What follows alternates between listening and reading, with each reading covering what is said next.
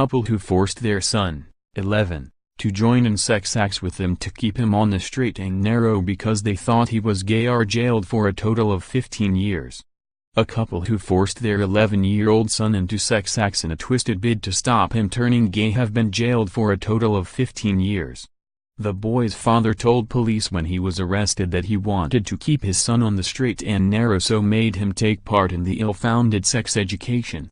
The couple were last night starting jail sentences totaling 15 years after a judge was told of the humiliating sex experiences the boy endured. Appearing at Reading Crown Court yesterday, the father was convicted of charges of child cruelty and indecent acts with a child. He was cleared by a jury of a third charge of indecent assault. The stepmother was charged with child cruelty, indecent assault and indecent acts with a child. She denied all charges against her but was convicted by a jury of indecent assault of a child, and 2 counts of indecency with a child. She was cleared of 1 count of indecency. Judge Maria Lamb heard that the victim had initially told the police what was happening to him in 1998, but his father lied to detectives and he was not believed. The judge described the lies as a betrayal of your son. Years later the victim, now an adult, complained to the police again and the father and the boy's stepmother were both arrested and charged. The father and stepmother sat in the dock as prosecutor Ruby Silva described the routine of humiliating sexual assaults from when the boy was aged 11 years. Ms. Silva read a statement from the father's initial interview with police, citing how he had claimed the abuse was to keep him on the straight and narrow path.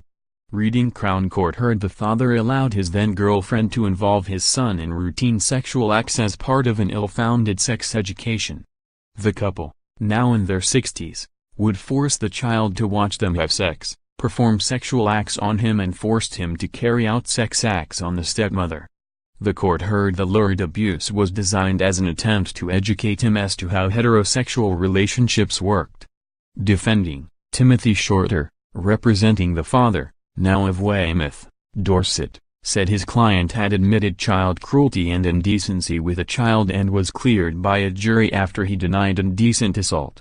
Stood in front of the father dressed in a hot pink shirt, Mr. Shorter said, "Witness testimonies have demonstrated how the father had put himself out for the community. He had made open admissions of misconduct and did not touch the child himself. He was very much the lesser role, and you will note that the victim's statement reflects that fact," said Mr. Shorter. He at no other point engaged in similar activity and was an upstanding member of the community until he took in his son from his first marriage into the home he shared with his new girlfriend. The father has had this hanging over his head for a long time. As such, I urge you to consider a suspended sentence. Sean Smith, counsel for the stepmother, of Barnet, Lincolnshire, admitted that she had consistently denied any wrongdoing right up until the sentencing.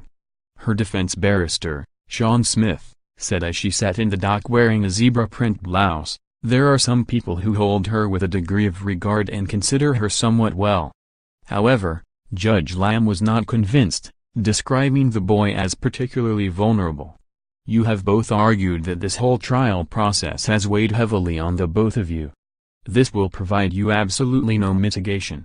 This was your own warped sense of right and wrong. The damage that you two have done is unacceptable." Turning to the stepmother she said, "For your own personal sexual gratification, you performed sexual acts on a boy who considered you his mother.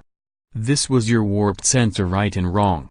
One of the most sickening aspects is how you pointed a finger at wholly innocent people, such as the boy's birth mother. I have read and reread the victim's statement. He was desperate for affection and you wholly exploited that." The judge, displaying clear dismay at the defendants, sentenced the stepmother to 9 years in prison and father to 6 years in prison. After the hearing the victim said, "It's been a long process, and I tried before. I tried when I was 16 and obviously I was made out to be a liar.